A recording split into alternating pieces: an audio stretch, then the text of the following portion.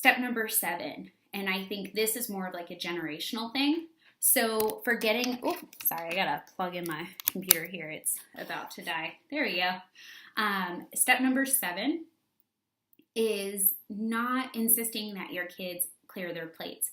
So I think for anybody who grew up with baby boomer parents, and then the baby boomers who of course had their parents who grew up in the Great Depression, it was clear your plate because you're not necessarily sure where that next meal is coming from. And this has been well documented in academic research as well, that because of the Depression, a lot of people started pushing towards a lot of adults coming out of the Great Depression and coming out of the World War II era knew what it was like to go to bed hungry.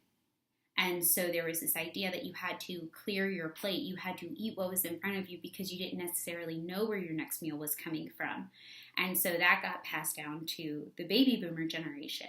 So you saw a drastic increase from children, adults, and teenagers, that youth group and that adult group in the 1930s, 1940s, and then it started to expand in the 50s, 60s, 70s, 80s, and now we've seen it quadruple since the 1970s in terms of obesity and being overweight, because this idea that we had to clear our plate and plate size getting bigger and portion size getting bigger, now we are getting bigger. And it all kind of snowballs together. This one, number 8, words matter. So basically what this one is saying is, basically this single father is telling his daughter, so she doesn't feel bad about the fact that she's, maybe a little bit more muscularly dense or taller, bigger than her classmates, that protein builds muscle. And, he like flexes his arm when he says it. And she rolls her eyes like, ugh, Dad. But she's understanding what he's saying. And that's going to become something that she acknowledges and adopts and works with when she gets older, potentially. We are, oh, sorry, excuse me. Hey, don't bark. That's not nice. Oh my goodness, are you done? Thank you. So nosy over here. She's like barking at everybody. Ma'am, I am in the middle of something. What are you doing? Anyway, so, I think that just encouraging, body affirming and, body affirming language, and then encouraging that, eating your vegetables will help you grow strong. That's something that my parents told me. Your vegetables are going to help you grow big and strong. Now, I am not big, but I'm definitely not weak either. And I eat a lot of fruits and vegetables. So, that's good too. Sorry, Mom. Sorry, Dad. That broccoli did not make me big. It definitely didn't make me tall. But it definitely helps make me strong. Number 9, get colorful.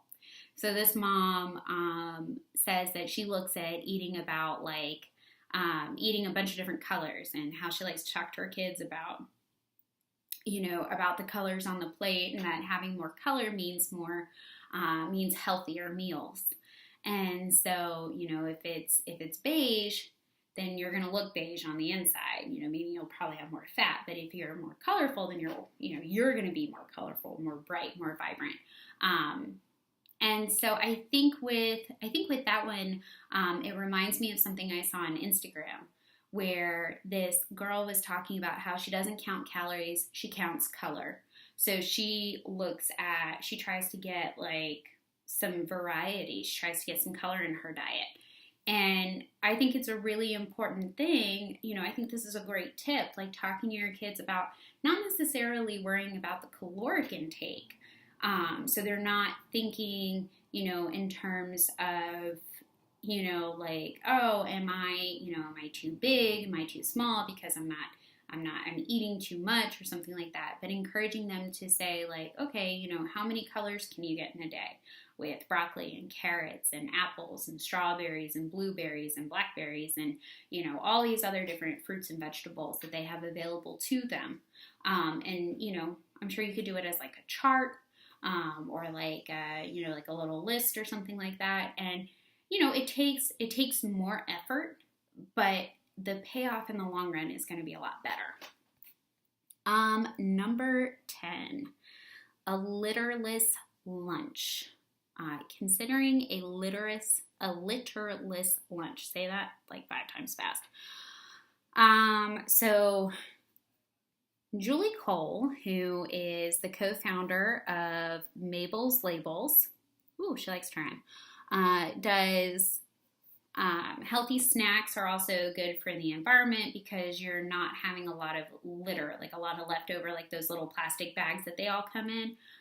Whereas your prepackaged snacks, like your chips and your gummies and your this and your that and the other, are going to come in these plastic or whatever it is, tinfoil type bags, and and then there's like a lot of trash that they're throwing away at the end of the day. So that's something to consider as well. And then step number 11, or tip number 11, I should say, experiment.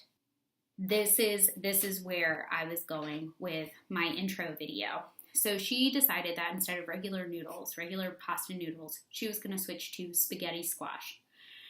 And using alternative flours. So like instead of regular flour, processed flour, all-purpose flour, going to almond or coconut flour. Using applesauce instead of oil, or going from canola to coconut oil. All these things. And this is actually something that I am, my like very first step that I tell people when I'm working with them and I'm coaching them, or if they ask for my advice. The number one thing I will tell people is food swap. That's the easiest way to start eating healthy. Food swap. So you can, how to say it? So like her example, noodles. Noodles are great and they're delicious, but you can easily swap them out for spaghetti squash or zucchini. Some people like their little zoodler, the little thing that they stick the zucchini in and it makes little spirally noodles, the little zoodles. I like just shaving my zucchini and making these little flat noodles, and I just put a little salt on them, let them sit, let the water kind of come out of the noodle, and then cook it up with my chicken and my vegetables, and we're good to go. And it tastes absolutely delicious.